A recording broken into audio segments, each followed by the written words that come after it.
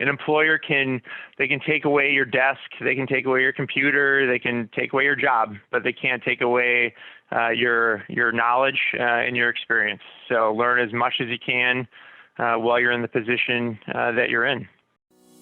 Welcome to The Defense Never Rests with Morgan and Akins, your monthly dose of uncommon sense about all things legal and some that are not.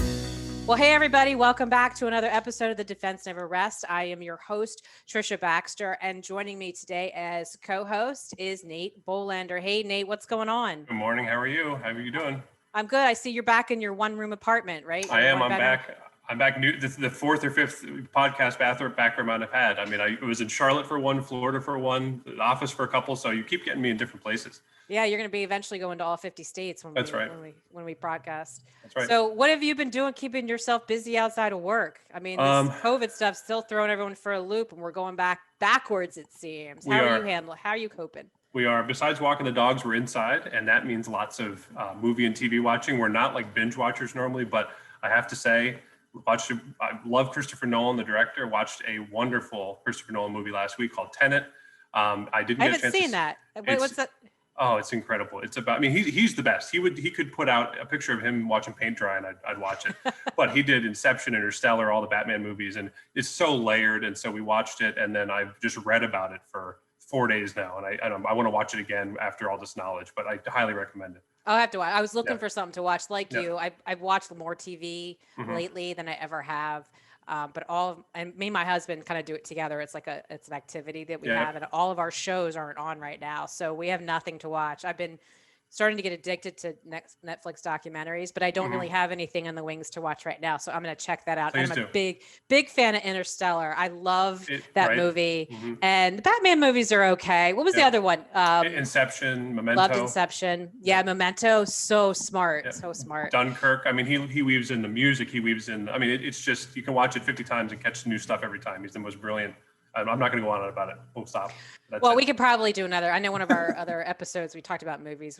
This is not that, but we do share some of the same movie and TV taste. So I love hearing your recommendations. Yep. Well, on today's podcast I'm so excited. I met this gentleman through LinkedIn. I clicked with him instantly. I just love his mindset.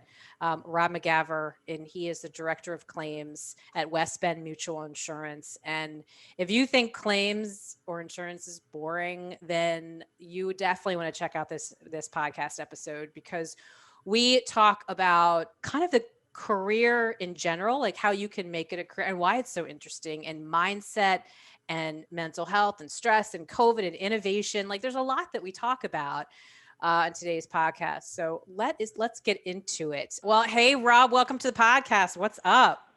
Oh, not much. I appreciate you having me on. Thanks so much.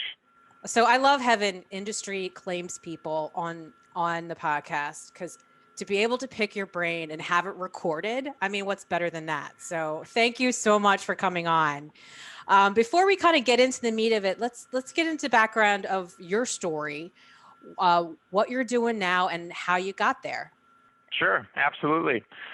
So my current title is I'm the Director of Claims for our large work comp division at West Bend Mutual. We're a carrier just outside of Milwaukee, Wisconsin.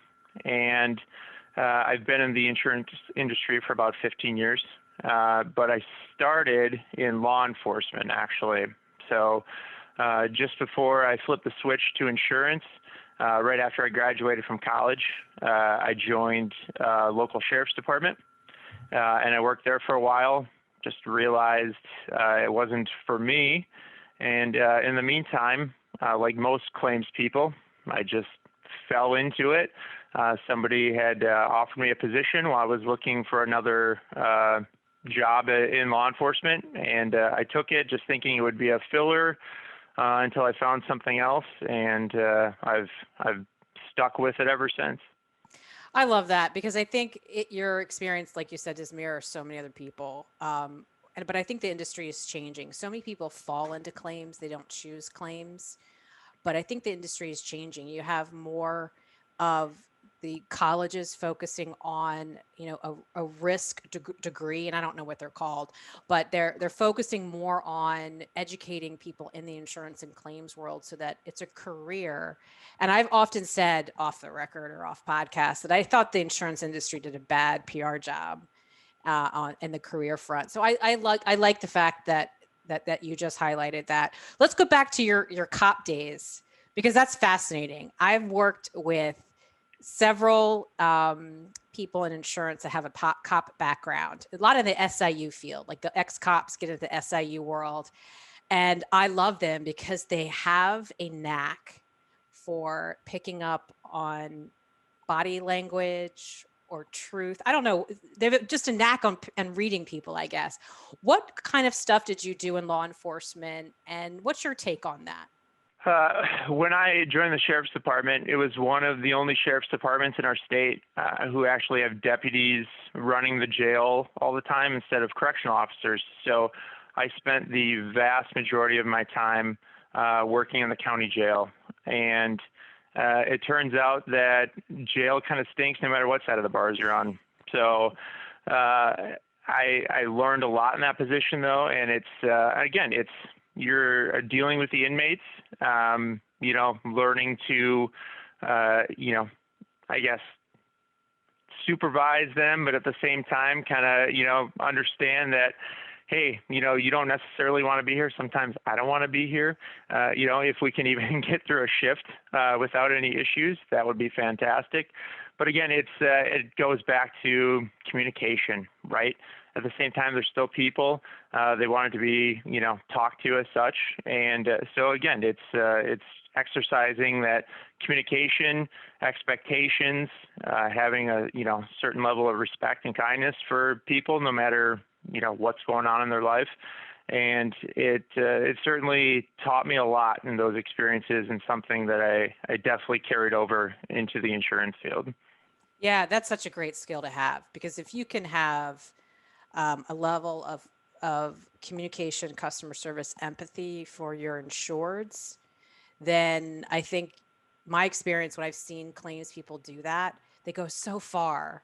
It's the customer service mindset. There's a mindset there, and maybe it can be taught. I have no idea, but the people that have it really go far. And I love that you actually had that in law enforcement before you went into claims.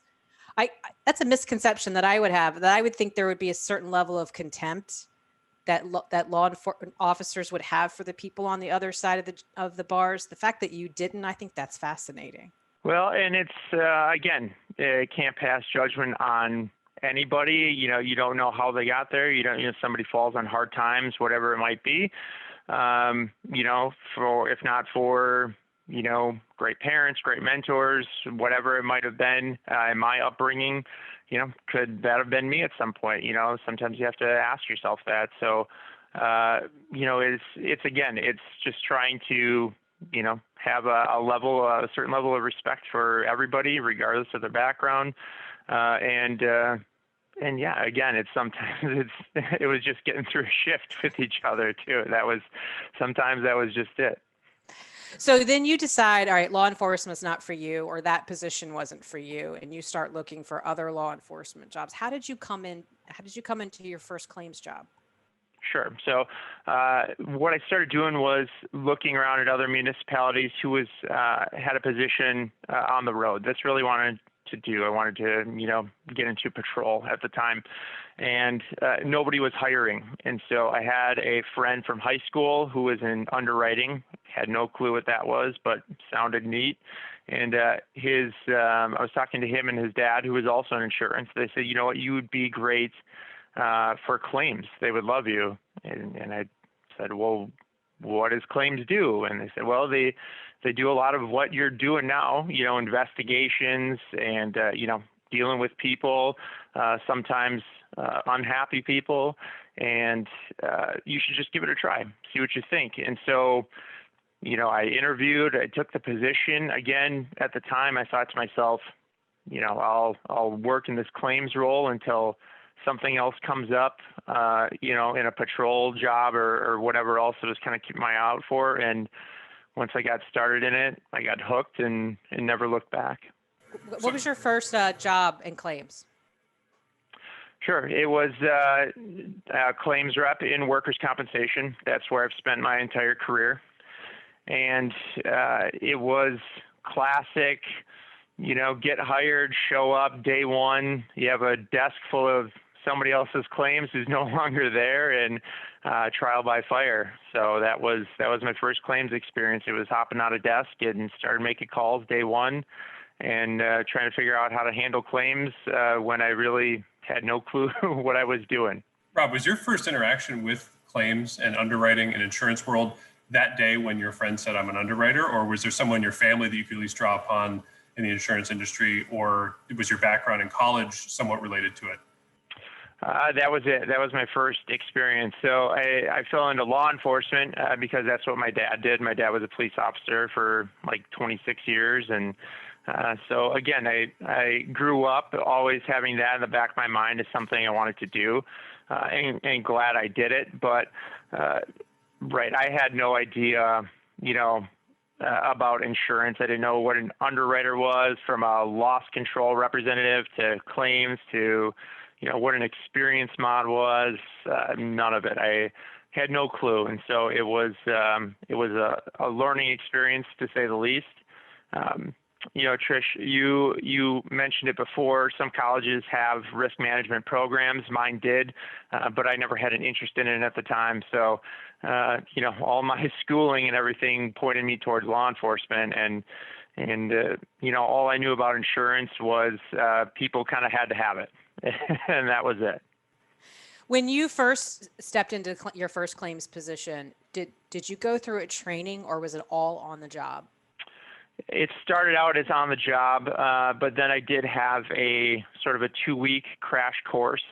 And I worked for, my first job was with a national carrier. And so at the time they would fly, all kinds of folks out from across the country, put us in a room for 2 weeks, and again, taught us all there is to know about, insurance and workers' comp. And it was a great experience, especially because, again, we've already mentioned a lot of the folks there. It was a former sales guy, a former music major, somebody who started in underwriting and didn't like it, somebody who one of our classmates maybe worked on like a golf course or something like that. And so just the, land of misfit toys, if you will. It was all different backgrounds. Nobody grew up, sitting in a cardboard box, pretending it was a cubicle with a headset, taking recorded statements as a kid. It wasn't, anything any of us thought we would be doing, but, we all ended up there. And I still have a lot of close friends from that group until this day, so. Oh my God, there's so many images that popped in my head. One, my daughter and I just watched the Rudolph show on Saturday night from 1963, or 64. And you mentioned Land of Misfit Toys. I'm like, we should do a still animation or whatever, that clay animation version of insurance. I bet that would be fun. But who doesn't dream about doing recorded statements as a kid? Like that would be awesome. But that's such a great point, because everybody, and I've had the same experience with the people that I've met in the claims industry. Everybody comes with a likely a different career before they stepped into claims, and they come with different perspectives. So when you have a team of claims people, you're usually dealing with a pretty diverse set of perspectives, which is super helpful. Like you don't get that in the legal world. Most lawyers go from college to law school to a legal job. Maybe they've had different legal jobs along the way, and that's the perspective they get, but it's slightly different than in claims. So I love that. Did you find that helpful as you began to learn and, your career expanded in claims? Yeah, absolutely. And it was really comforting, actually, to show up to this class. And again, you don't know anybody, you don't know anything about insurance. You're supposed to have this crash course, if you will, and you show up and you find out that everybody else was as clueless as you were. And so again, it was finding some comfort in that, absolutely. And then, not only that, but knowing now that you have these connections all over the country, where, you could bounce questions off each other, you could commiserate with each other. It was, again, an experience that I'm glad I had. I wouldn't have traded for anything. A lot of other companies at the time especially weren't doing that sort of mass training. Like you said, it was mostly on the job or, just training in your local office. And so getting to meet all those people, with the diverse backgrounds and from all over the country, it was really something I'll never forget. Did you fall in love with claims immediately, or is it something that grew on you?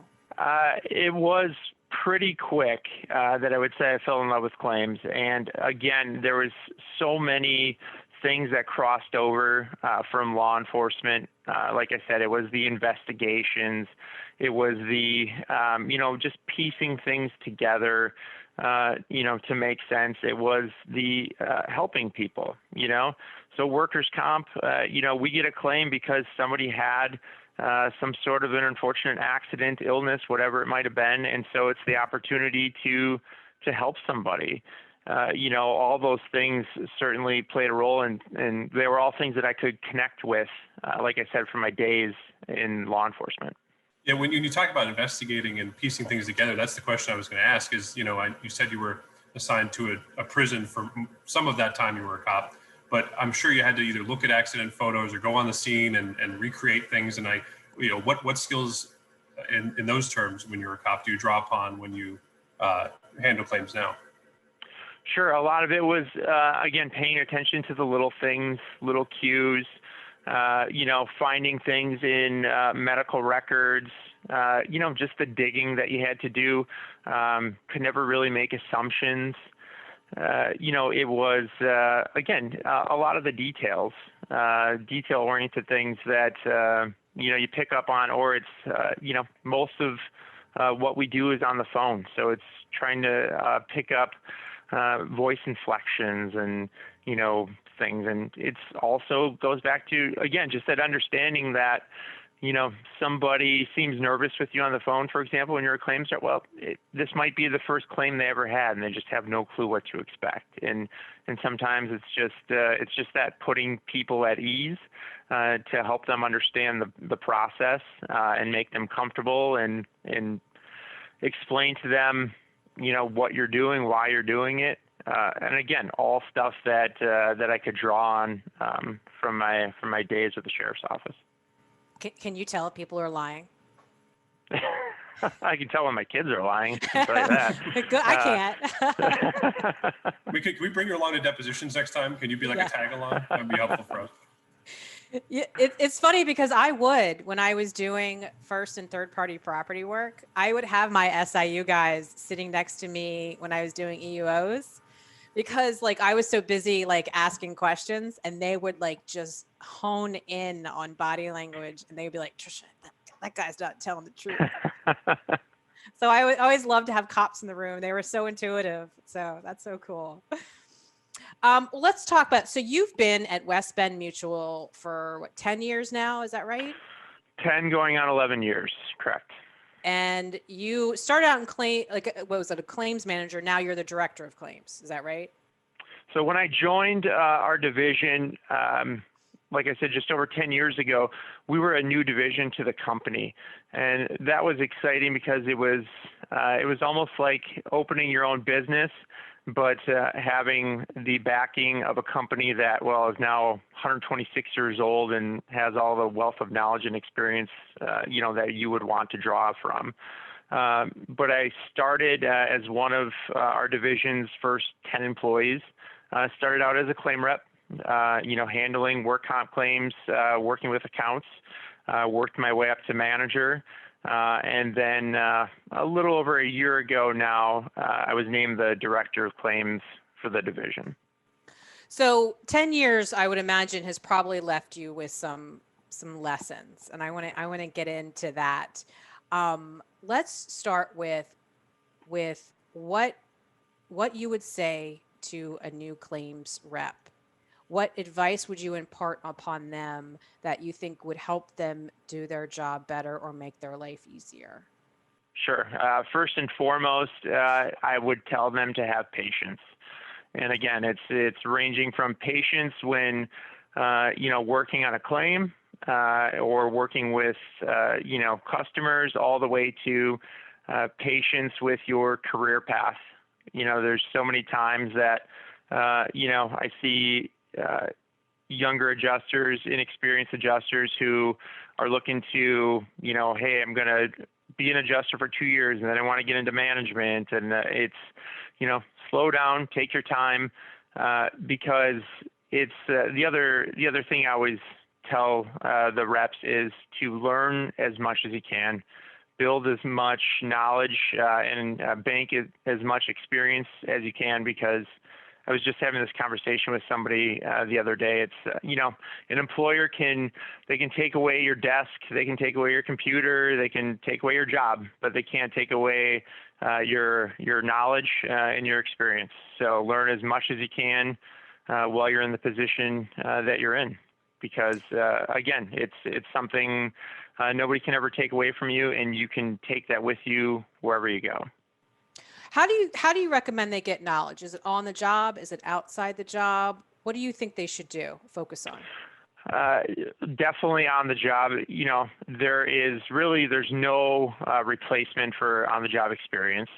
But then it's also, taking your interests and whatnot, like you said, outside the job, and, maybe you're taking classes, for one of the insurance designations, or, maybe you're, shadowing somebody in a different department or whatever it might be, trying to really, round out your experience. And, I also like to tell people to, be irreplaceable, learn a skill that nobody else has, because, it's harder to, part ways with somebody when they're the only one that, can do something, or they're exceptional at their job.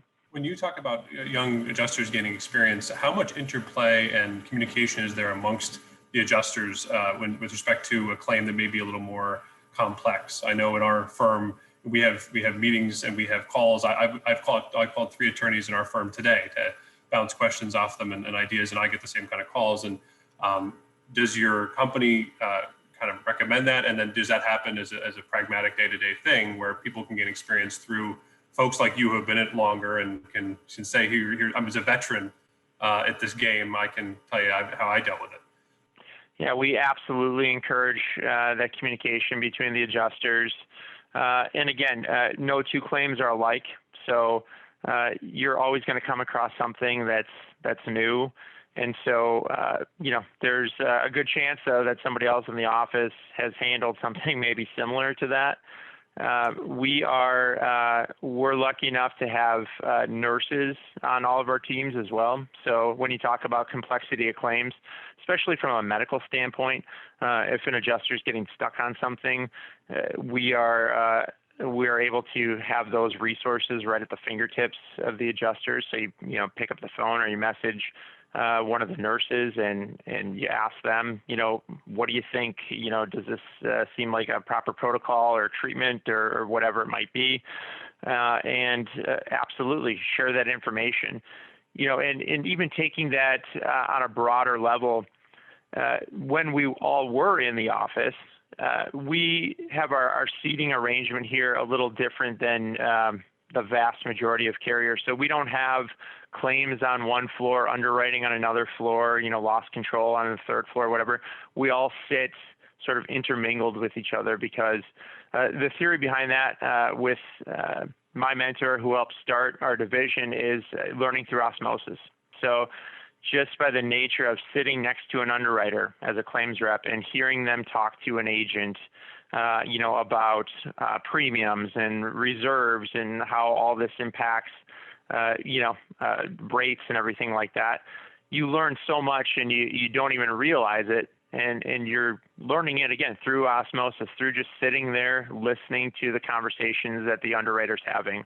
The same thing with our safety folks. You hear them talking to an account about machine guarding issues or an ergonomics issue, and all of a sudden, they get off the phone and you ask, hey, what was that all about? And again, it's this just constant sharing of information, not just between claims reps, but between other departments that really rounds our folks out and gives them that sort of whole, insurance experience, not just claims experience.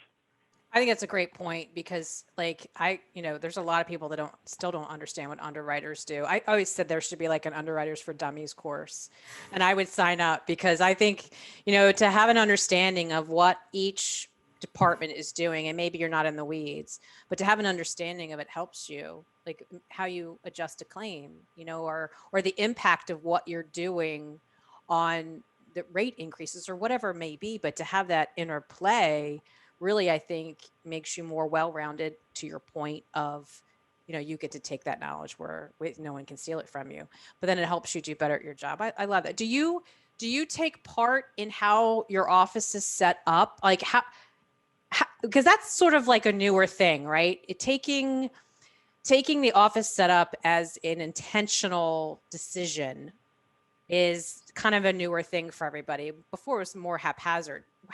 Who takes care of that with you guys? Is that you or is that somebody else?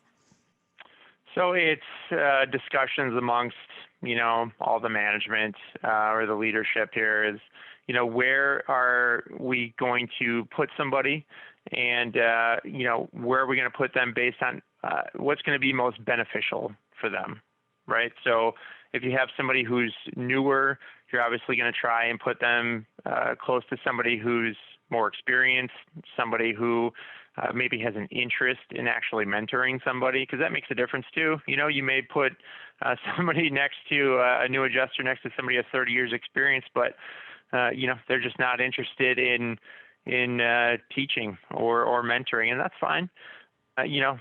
So finding that right fit too, whatever it might be, personality or otherwise, and again, surrounding them with people that are going to make them the most successful. How do you do your hiring? Like when you set to hire somebody, do you have a certain criteria? Do you look for a certain mindset, a certain skill set? What does that look like for you? So again, claims is interesting because all different backgrounds, all different personalities.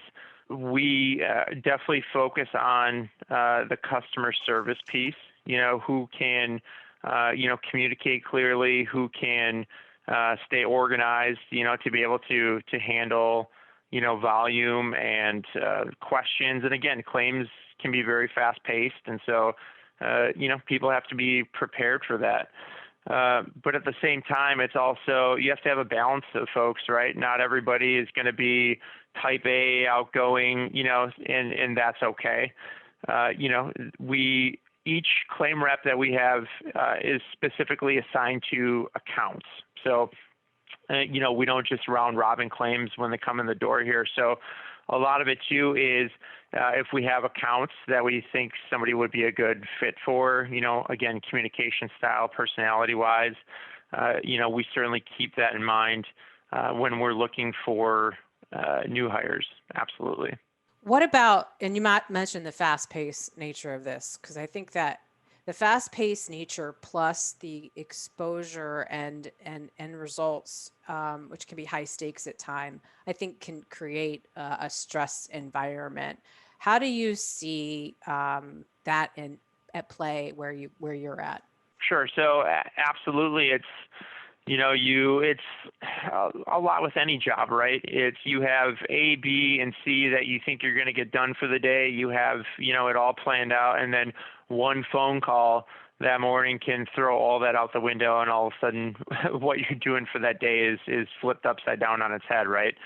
So, we intentionally here try and keep our claim counts actually lower than industry standard. And we do that not because, again, we don't think people can handle the fast-paced nature or whatever it might be, but we want to give the claim reps enough time to do proper investigations, proper claims handling, get back to insureds and answer their questions, get back to the injured employees, answer their questions. We scale back on the claim volume per rep and hire, intentionally to be prepared for additional business that we expect to come in the door because we want our folks to be able to do a good job, right? We want them to have the time to be able to, again, return phone calls, answer emails, And again, does that always work out perfectly? Absolutely not, because again, that's the nature of claims. It's very cyclical, comes in waves, depends on the types of accounts you handle. But we're very intentional with that. And again, it's to help with not just the reps and their desk, but being able to properly assist our customers.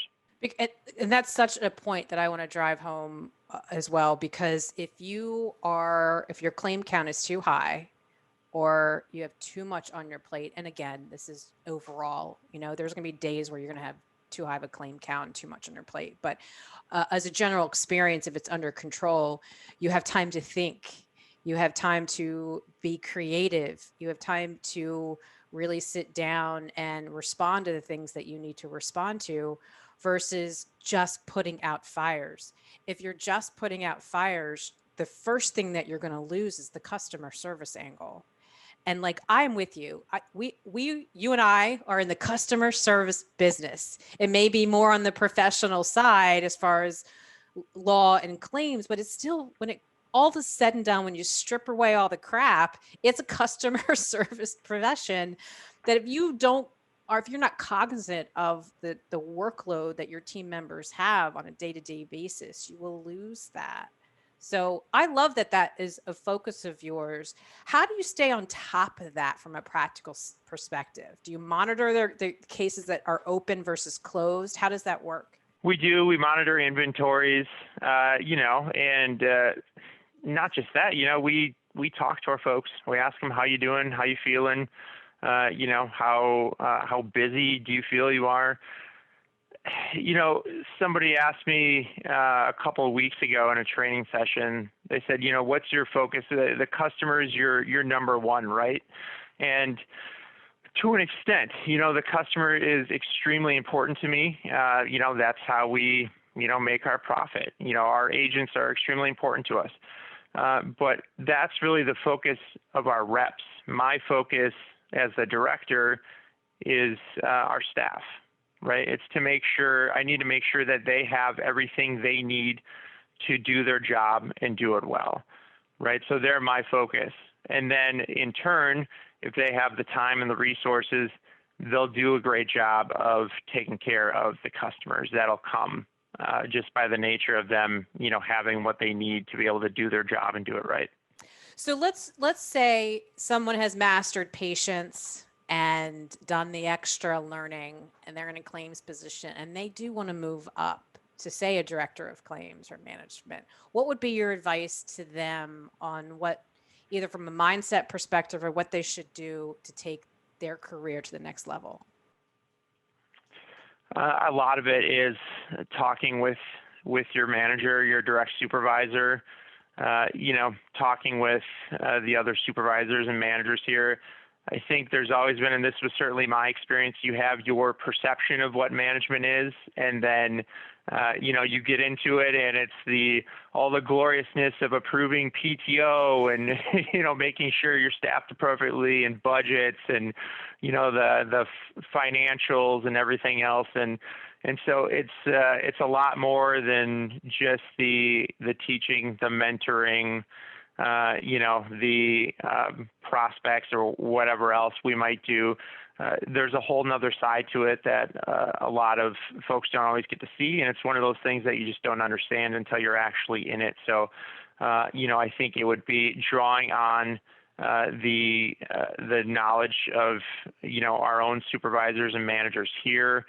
Asking them, working for them, what do you think it is that I need to do, improve on, work on to get into management, if that's something they're interested in. I think a big mistake a lot of people make is assuming that the best technicians are always the best managers or leaders, right? And it's just not the case. That's not to say that somebody can certainly be both a great technician and a great manager, a great leader, but there's technical skills of claims, and then there's the people side of it, right? And you can know every statute in every jurisdiction that you handle and all the filings you need to do and everything, but does that mean you can have a tough conversation with somebody about job performance? Does that mean, you're able to, put off everything you're doing to, handle a customer complaint or whatever that might be? And, it's taking all those things into consideration and figuring out, what is it about maybe, again, management, if that's what somebody's interested in, that you don't know. And I think along those lines is there is nothing wrong with admitting to what you're not good at. Like if you do the work to say, all right, what do I really love? What do I really excel at? And what don't I excel at? And not be ashamed to say, yeah, I'm not good at the technical, but I'm really great at people, like you said, or vice versa, however you tend to fall. But to be able to say, this is my strength. This person over here is good at technical. I'm good at people. Us as a team, we make a whole person. We make a phenomenal customer service experience. I don't need to be everything to everybody. And I think that's where some of the mental health issues that happen, at least in the legal profession, and I also think claims, because I think they're so similar in the stresses that people deal with, is that idea of you have to be good at everything. You have to be perfect at everything. And I think to let that go and really be okay on, let me double down on my strengths. Let me admit my weaknesses. If I can make them better, great. But if I can't, I could find somebody else to fill that job.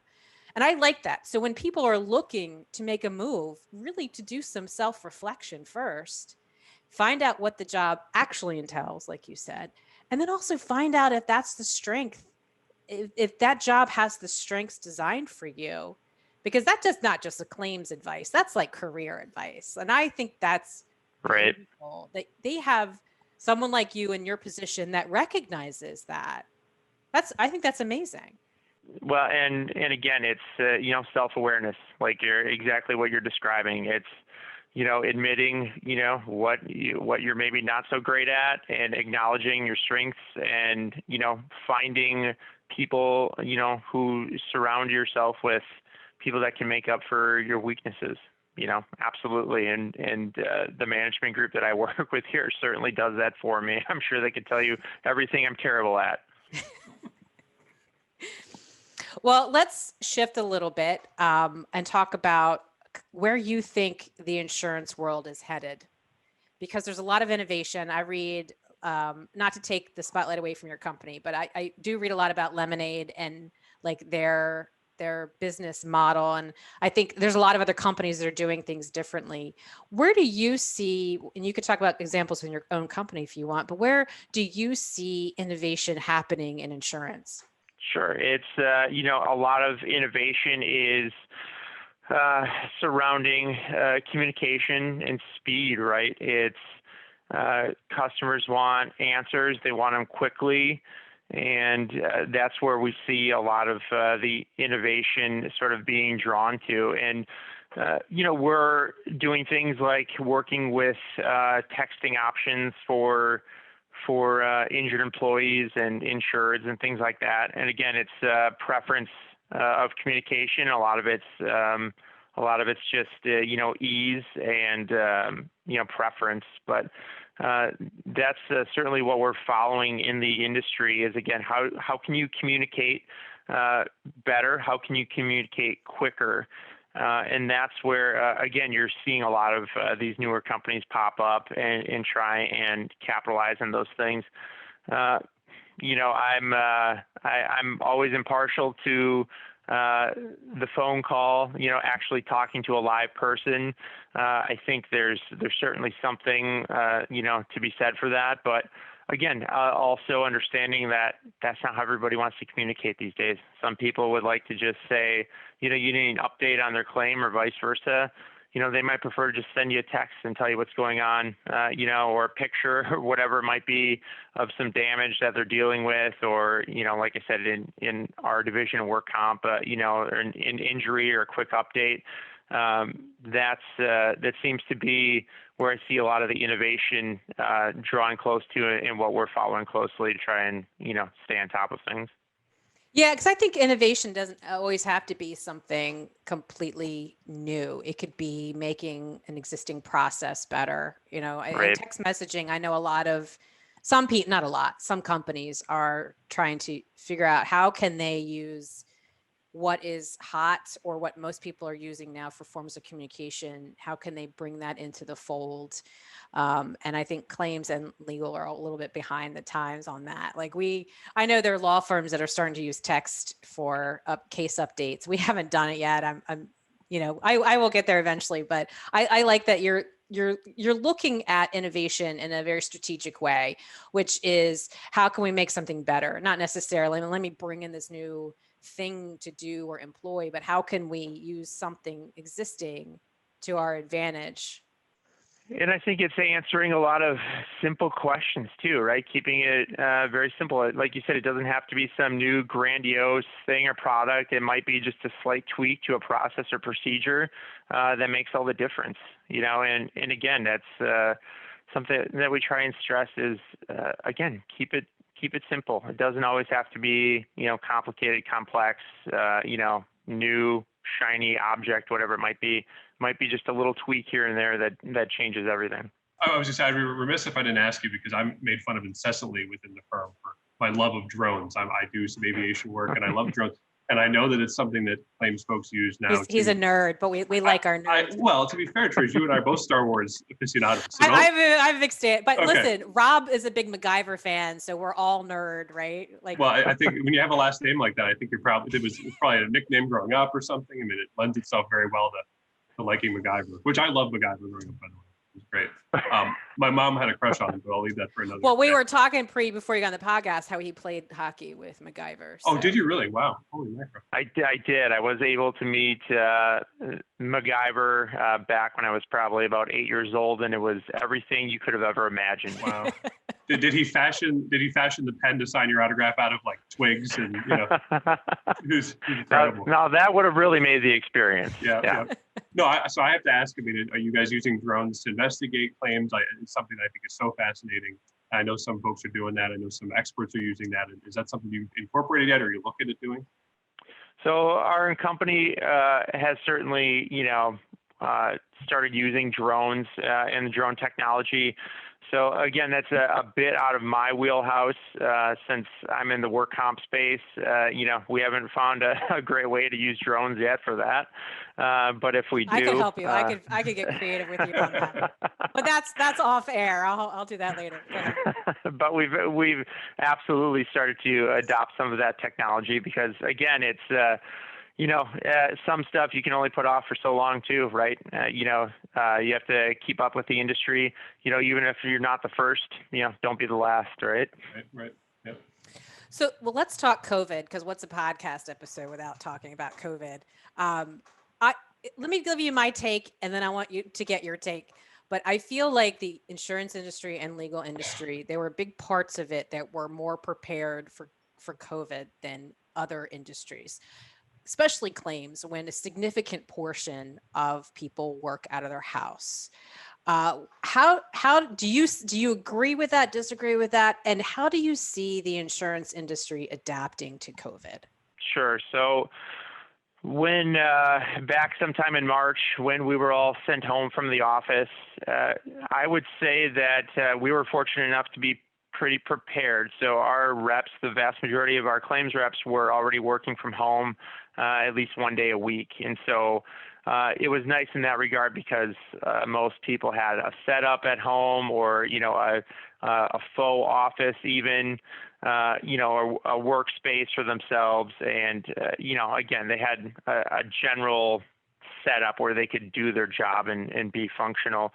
Now, throw into the mix, you know, kids doing virtual school and pets and, you know, spouses or roommates or whatever it might be, you know, that made it interesting for everybody, including myself. So that, you know, that was definitely an interesting experience. But the adaptability of people, I mean, you know, definitely underestimated, that's for sure. It seemed like almost too good to be true how we really didn't miss a beat in terms of a lot of our claim handling and capabilities and workarounds.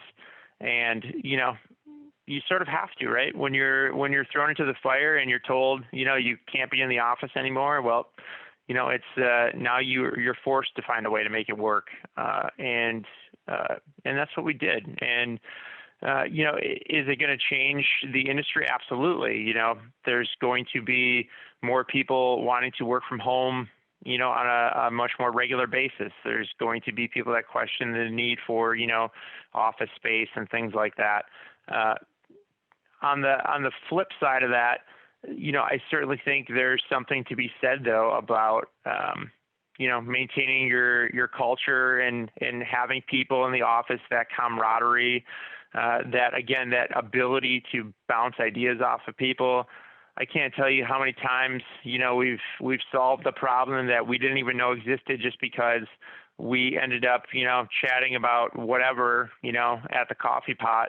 And, we found out, we had this problem or that problem going on that, we didn't even know about. So there's something to be said, absolutely, for being in an office setting. Like I said, our setup was based around learning in osmosis, learning from not only other reps, but other departments. And so it'll just be, finding the right mix of that, finding the right blend of how can you keep some of that while still, being virtual or having so many people working from home. And I think that's so tricky. And I've gone through that same exercise in my head, and I've read a lot about kind of what are some of the good things that are going to come from this. And I think one good thing is that people are going to really be able to have some more flexibility in their schedule that they maybe didn't have pre-COVID. But, my law firm, and I imagine the same for you guys, we were fortunate going into COVID, going into March of 2020 with an existing culture, with an existing camaraderie that, we got because we were in close proximity to each other. It's harder to get the camaraderie over Zoom or a phone call. So we had that sweat equity, if you will. I don't know if we had it banked. We had camaraderie in the bank already that we could draw from when we moved to Zoom. But if you're always on Zoom or always on the phone, how can you create that camaraderie? Yeah, I think you can. It may be harder. I don't know. Maybe you have to be more intentional, deliberate about it. But yeah, so when we come out of COVID, when the vaccine saves all of our lives and we're all back to normal, if that's ever even such a thing, will we go back to the old ways of requiring people in the office, or will we be okay with, just going along like we have? Or is there some mixture in between? And I think your answer hits it on the head. We're not sure, but we're mindful of the issues. And I think with a lot of things that are COVID related, we're just gonna have to wait and see. You just don't know. Who knows what's gonna happen with the vaccine? Who knows what's gonna happen, tomorrow? But I like that mindset. I think that's probably my long-winded way of saying, I think, to honor flexibility and give people what they want is great, but always be cognizant of that there are benefits to in-person. Yeah, it's absolutely, it's being flexible and going back to your point on innovation. Sometimes it's not just, externally, it's internally. How are we going to, like you said, keep your culture virtually? It's, adjusting on the fly. I think actually so last night we took our kids out to go see Christmas lights, and I turned around to ask my older boys, they're 7 and 9, hey, what do you think? And I turn around and my 7-year-old, he's drinking his hot chocolate completely shirtless. And I'm like, what are you doing? And he's like, oh, I dumped hot chocolate on myself and it was wet. So I just, took my shirt off. And I was like, okay, sure. Yeah. Make adjustments, just throw a coat on and hey, whatever, it works. So it reminds me of, I was interviewing somebody once over Zoom, and I had another partner with me on the interview, and this associate we were interviewing, my daughter walks in naked right behind me, and she doesn't realize I'm on Zoom, and then she does, and then it's like the look on her face, and she just drops down to the floor, and I was like, well, welcome to 2020. I never in person would have had a naked 8-year-old walk into an interview, but now I have. So naked hot chocolate wearer, it happens. Part of life, like you said, that's 2020. Yep. I know I need to wrap up this because we are a little time constraints, but I do want to get to one last topic, which is one of my favorites. Is I want to pick your brain on the lawyers that you love and the lawyers that you don't, and you don't have to name names, but and I know our practices are different. Like I don't do comp, but I think some of the general themes are still there. What do you think makes a great attorney? The people that you work with, the traits that really make them stand out? Yeah, so attorneys that, again, communicate regularly, that follow our billing guidelines, that, again, proactive instead of reactive, so we're not putting out fires before, hearings or things like that. So it's always interesting, when you refer business to somebody. We've certainly had our, external defense counsel who they like to woo you initially, and then all of a sudden when they have a lot of business, all of a sudden you start to see things drop off a little bit. And so it's promises kept, right? It's, if we say we're going to have an initial eval to you in 30 days and whatnot, that's what you expect. That's what's provided. It's, making themselves available. So, when we do have questions, off the cuff on something, or just, want to run a case by somebody, that we have the ability to do that. So again, it's a lot of the stuff we've already talked about: communication, flexibility, being responsive, being a resource for us. Even if we don't have a claim with you at the time, it's making yourself available, to be a resource.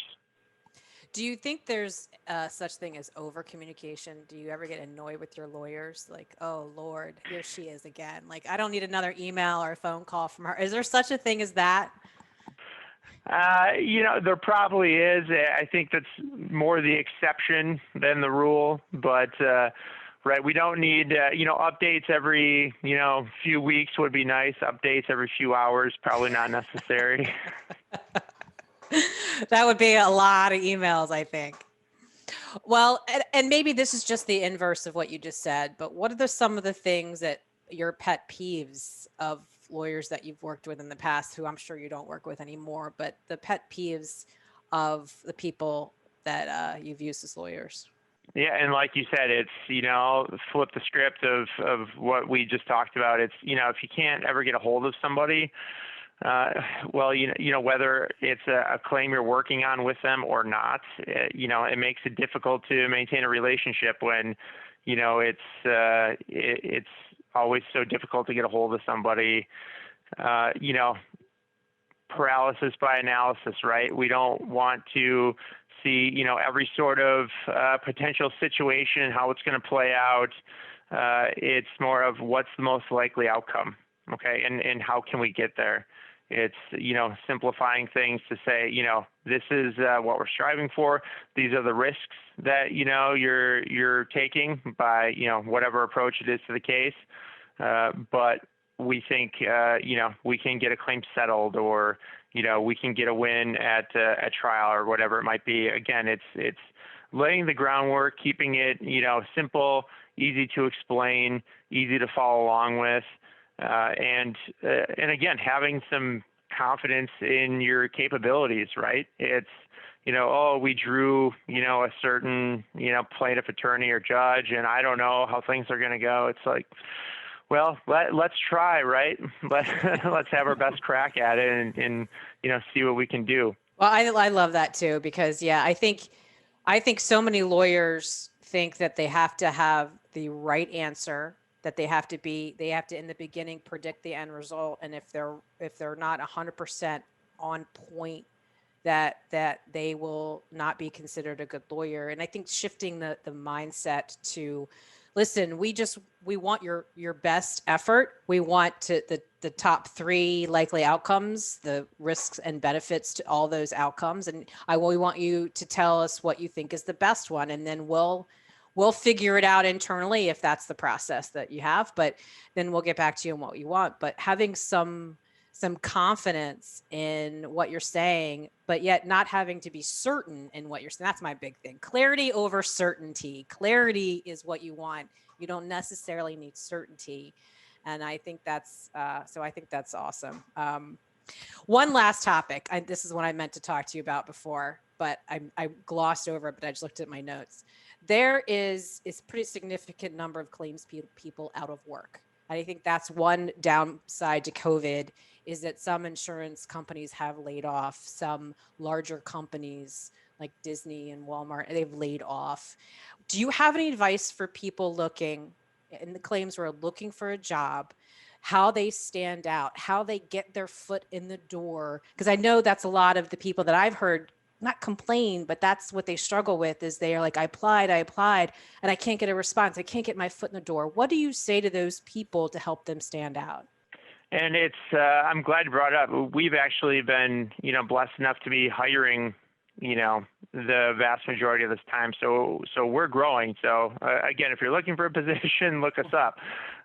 But if, again, you're struggling to find a position, I just recently started, really getting into LinkedIn probably over the last, 8 to 12 months.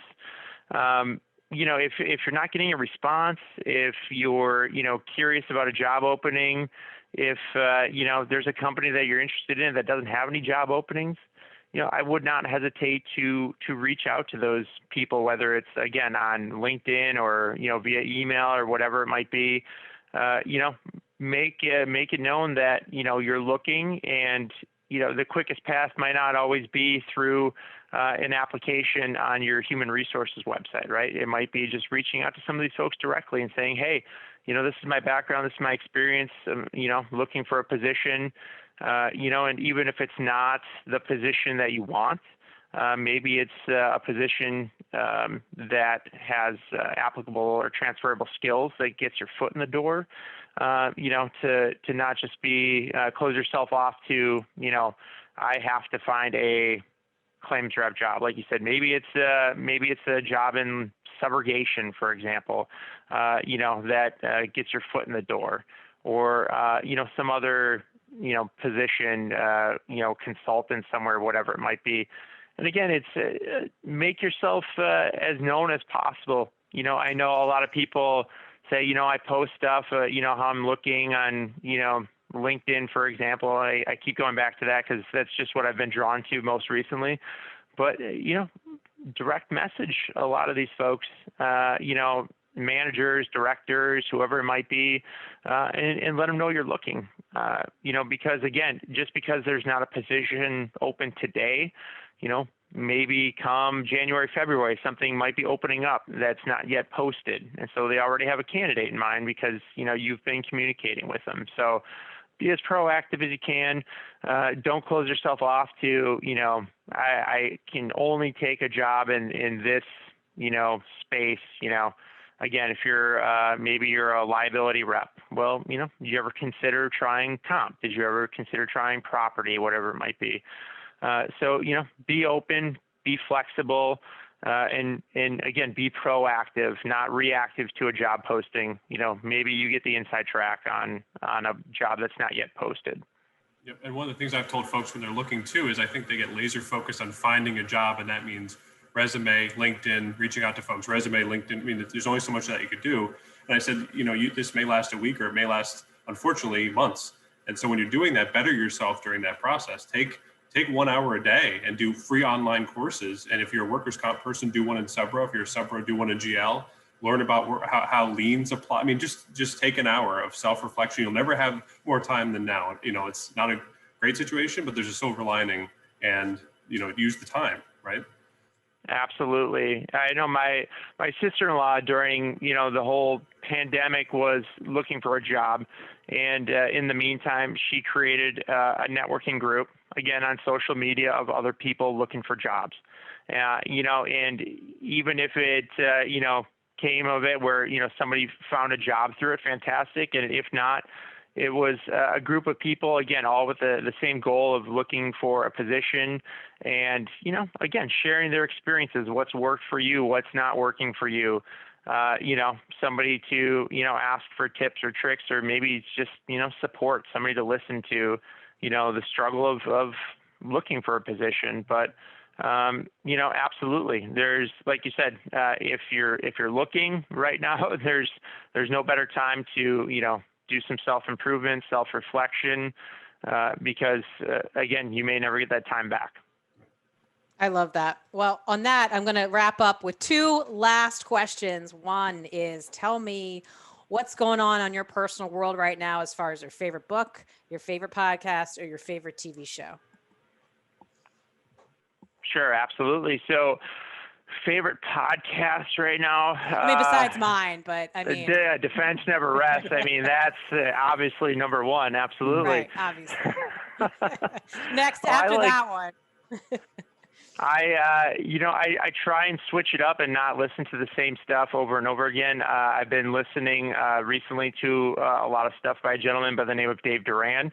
He's an entrepreneur, leadership coach, and he's had some really good content as of recent. I follow a gentleman by the name of Jocko Willink. Him and his crew, they're a lot of ex-Navy SEALs who are taking their experience from military and making it transferable to the business world, which I find extremely interesting. And again, we're just talking about people, looking for jobs. One of his big things that, takeaways that I was just listening to the other day was the difference between motivation and discipline, right? It's, everybody can, watch a video or listen to, a podcast and get all energized about whatever it is, losing weight or, finding a new hobby or looking for a job. But it's really comes down to the discipline of taking the time to do these things and do what you need to do to accomplish your goals, right? So, again, those are probably two of the most recent podcasts or content that I've been listening to and taking in. I love it. Well, where can people find you, especially those looking for a job, because you're going to get a lot of people emailing you now. So where can they find you? Absolutely. So I'm at Rob McGaver on LinkedIn. That's probably the easiest way to find me right now. And again, my email's up there. It's, message me on LinkedIn or email me directly. Happy to chat with anybody, whether it's you're looking for a job or, again, just looking to chat about, insurance, claims, whatever it might be. I talked to a group of high school students not that long ago, and it was all about, I was trying to bring, insurance into their lives, enlighten them on what an awesome industry it is. And, some of them were like, well, I want to be in IT. Well, I want to be, in marketing. It's like, well, guess what? Our company has human resources, marketing, finance, accounting, safety. Like I said, we have nurses on staff. We have the gamut of positions. And again, that goes for the vast majority of carriers. So, if you're looking for something, if you're interested, feel free to reach out. But again, the insurance industry as a whole, there's something out there for you. I can assure you, whatever type of position you're looking for, you can likely find it in insurance. That's awesome. Well, Rob, I super appreciate you coming on. I could talk to you for like another hour, but I super appreciate you coming on and giving us some of your wisdom through your career in claims, and hopefully some people on the podcast have gotten some value from it too. So I super appreciate it. Thanks, Nate, for joining me on the co-host last minute, I have to say. No I problem. appreciate that. And for everybody listening, make sure you hit that subscribe button, give us a rating, a review, a like, whatever medium that you're watching or listening to this from. We super appreciate the support. And make sure you join us next time on The Defense Never Rests. We will see you then.